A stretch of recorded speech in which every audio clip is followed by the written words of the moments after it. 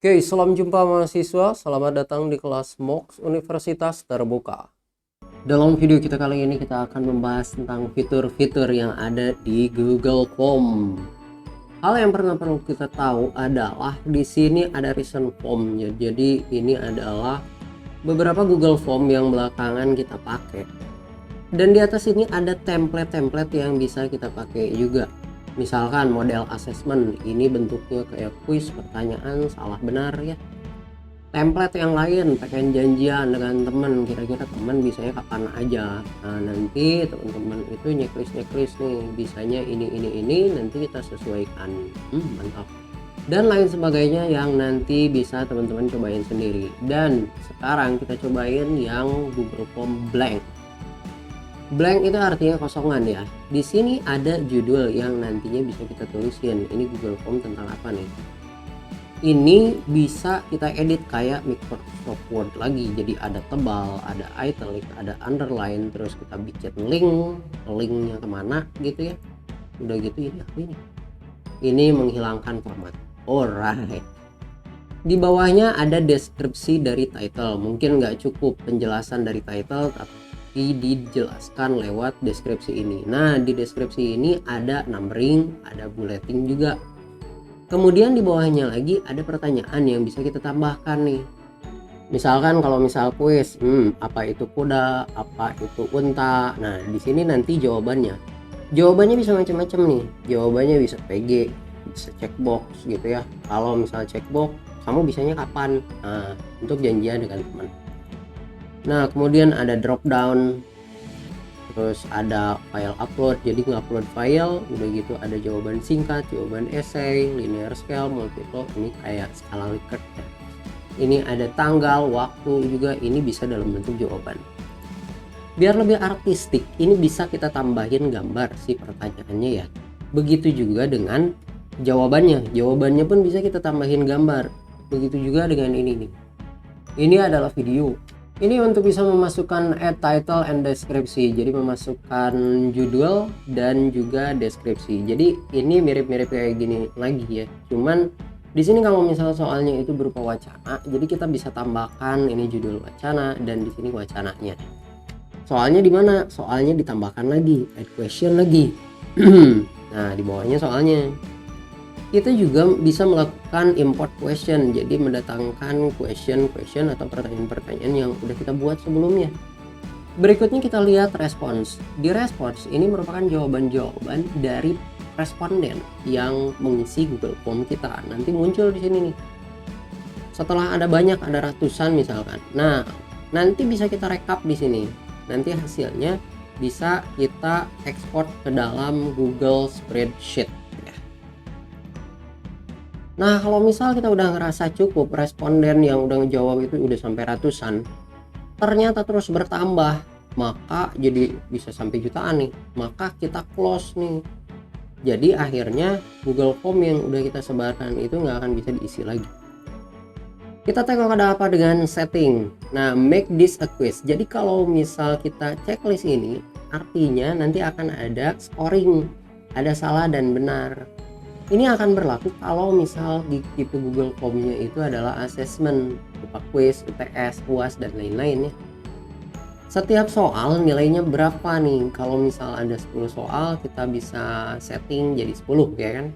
Kalau ada 20 soal, kita bisa setting jadi 5 misalkan, jadi total scoringnya adalah 100. Release grade, lepaskan nilai, jadi udah beres mereka ngerjain, bisa langsung lihat nilainya. Missed question, jadi peserta bisa langsung ngelihat, oh saya ngejawab soalnya jadi salah nih, mana yang salah mana yang benar, peserta bisa tahu. Correct answer, nah jadi udah nilai keluar nih immediate after submission, nilai udah keluar, nanti peserta bisa ngelihat mana aja dia yang benar. Point values, jadi peserta itu bisa ngelihat total poinnya dan juga setiap soal tuh nilainya berapa.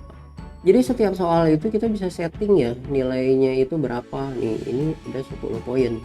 Nah teman-teman, setiap soalnya itu kita bisa setting nih answer key, jawabannya yang mana, misalkan jawabannya yang ini.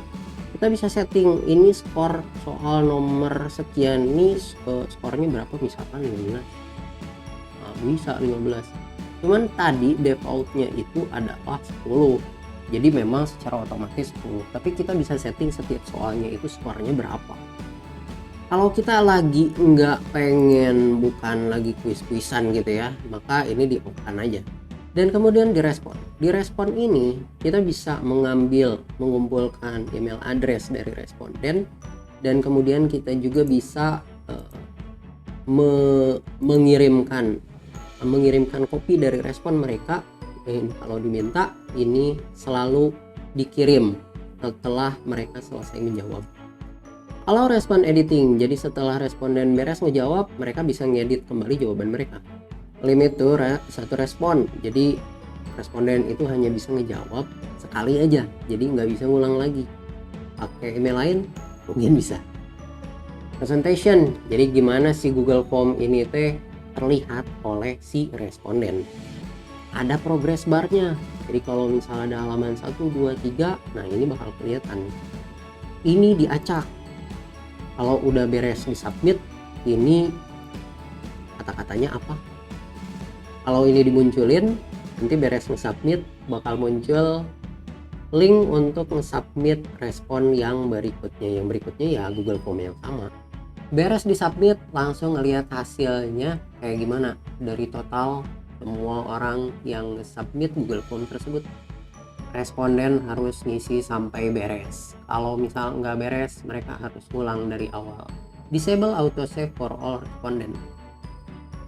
Ini defaultnya ya, form default. Jadi responden harus wajib ngisi email addressnya. Google Form defaultnya make question required by default. Jadi wajib dijawab semuanya. Jadi secara default, jadi saat ditambahkan question yang baru, maka required yang ada di sini nih, required ini otomatis bakal nyala kalau ininya nyala. Beberapa add-on yang bisa kita tambahkan ada di sini ya untuk Google Form. Ini kalau misal kita pengen gonta-ganti warna nih, sama stem ini kan biru ya, kita coba kuning. Lucu kan? Tambahkan headernya. Header itu yang ada di sini nih pemirsa. Nah, ada di atas ini biasanya, di atas judul. Ini bisa ditambahkan gambar, dan yang lainnya nanti teman-teman bisa coba sendiri ya. Pengen lihat dong hasil dari Google Form kita kayak gimana? Kita bisa klik ini, mata review, udah diklik, cus. Ini dia. Ini adalah hasil dari Google Form yang sudah kita buat, dan ini adalah progress barnya ya, karena cuma satu page. Ini ada fasilitas undo juga, ada juga fasilitas redo. Udah beres nih, Google Form udah kita buat, dan sekarang kita ingin mengirimkan Google Form tersebut ke partisipan, maka kita kirim send. Udah gitu kita bisa kirim via email, kita bisa kirim via link, kita juga bisa kirim via embedded HTML. Di copy aja linknya, kita copy dan kita sebarkan. Oke. Dan ditambah lagi sekarang ada juga add collaborator yang mungkin teman-teman perlu tahu. Jadi kalau misal kita buat Google Formnya itu bukan hanya sendiri nih, tapi sebenarnya berdua, teman juga bertanggung jawab. Maka kita bisa menambahkan add collaborator ini. Google Form kita disimpan di mana sih? Nah, Google Form kita disimpan di sini nih. Kita cek ini dan kemudian kita cari aja di sini nih. Kita cari dan jangan lupa ini kasih judul ya. Kasih judulnya apa ya, judulnya nanti akan tersimpan di Google Drive. Oke lah, paling gitu aja video kita kali ini tentang fitur-fitur yang ada di Google Form. Lumayan panjang dan sangat komprehensif. Mudah-mudahan ada manfaatnya. Terima kasih banyak udah nonton video ini sampai habis. Sampai jumpa di video berikutnya. Tetap semangat untuk berotodidak. Assalamualaikum warahmatullahi wabarakatuh. Salam otodidak.